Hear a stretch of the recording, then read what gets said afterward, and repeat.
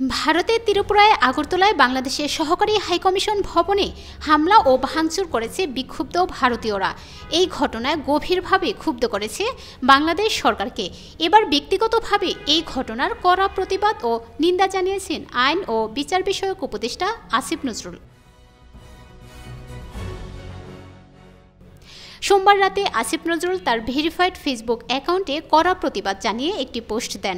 প্রতিবাদের পাশাপাশি তিনি ভারতের সঙ্গে সমমর্যাদা ও সমানাধিকার ভিত্তিক বন্ধুত্ব বাংলাদেশ চায় বলে জানিয়েছেন তিনি। আসিফ নজরুল লিখেছেন, আজ ভারতের আগরতলায় বাংলাদেশের সহকারী হাইকমিশন তছনছ করা হয়েছে। বাংলাদেশের পতাকায় অগ্নিসংযোগ করা হয়েছে। হিন্দু সংঘর্ষ সমিতি নামে একটি সংগঠনের সদস্যরা এই ন্যাক্কারজনক ঘটনা ঘটিয়েছে। প্রশ্ন করি, এই ঘটনা মুসলিম সংঘর্ষ সমিতি নামের কোনো সংগঠন বাংলাদেশে করলে কেমন আক্রমণাত্মক প্রচারণায় মেতে উঠত ভারত।